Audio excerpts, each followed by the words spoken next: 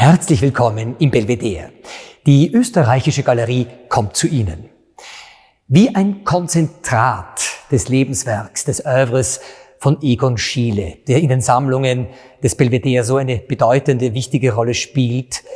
Dieses Bild mit dem Titel Hockendes Menschenpaar, ein Werk, das jahrelang unter einem anderen Titel firmierte, nämlich Die Familie.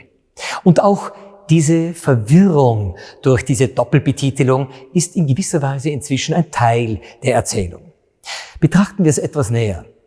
Egon Schiele im Selbstporträt, sich nackt darstellend, in hockender Position im Hintergrund und zwischen seinen gespreizten Beinen sitzt ebenfalls im Akt gezeigt eine junge Frau mit offenem, dunkel rötlich-braunem Haar und zwischen ihren Beinen ein Kleinstkind, das die Beine dieser Frau zu umklammern scheint und ins Ungefähre blickend einen wichtigen Teil dieser Erzählung darzustellen scheint.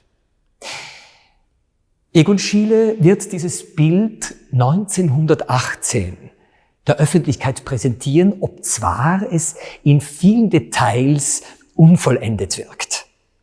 Und, wie wir heute aus der maltechnischen Erforschung des Werkes wissen, ist es von ihm auch im Malprozess mehrfach verändert worden.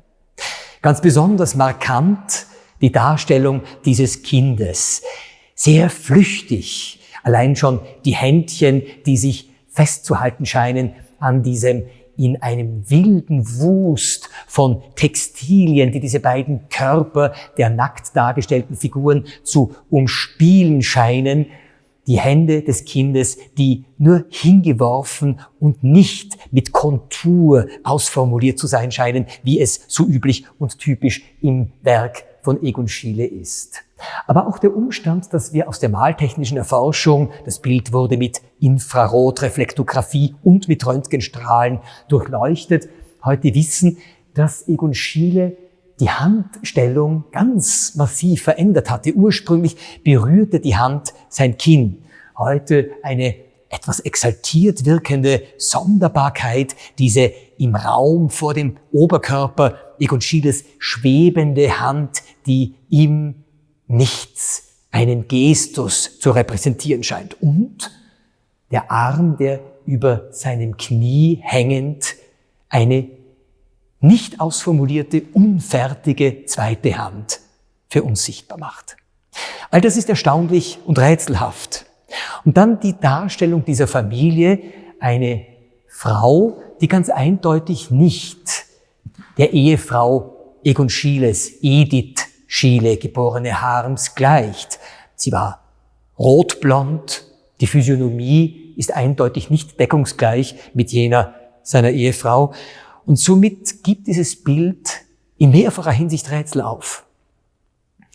Egon Schiele, der am 31. November 1918, kurze Zeit nachdem er dieses Werk öffentlich vorstellt, er, der nun innerhalb kürzester Zeit zu dem Star der Moderne geworden ist. Der plötzliche Tod seines väterlichen Freundes und Malerkollegen Gustav Klimt, der im April 1918 an den Folgen eines Schlaganfalls verstirbt, wird dazu beitragen, dass Egon Schiele nun endlich an erster Stelle vorgerückt ist.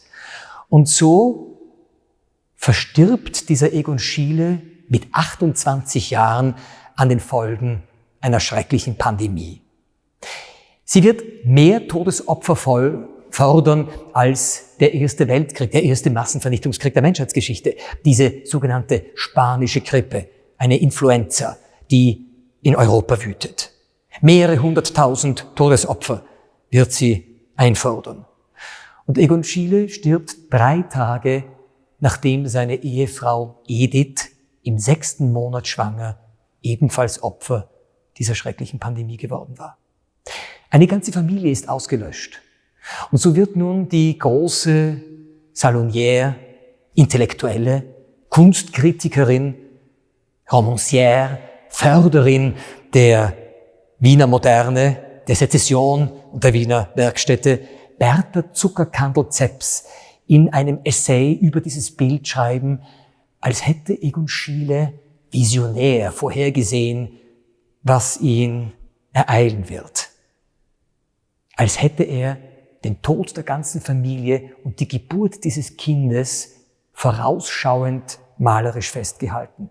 Und so wird dieses Bild umbenannt werden von hockendes Menschenpaar zu die Familie.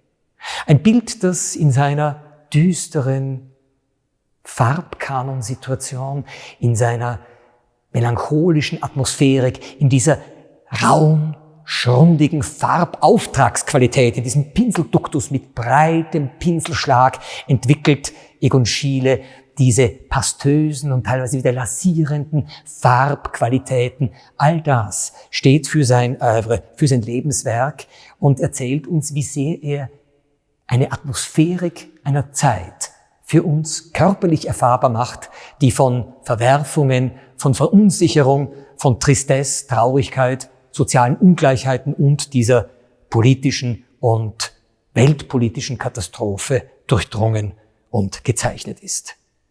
Ein Blick, der immer wieder aufs Neue lohnt. Wir freuen uns auf Sie in der österreichischen Galerie Belvedere.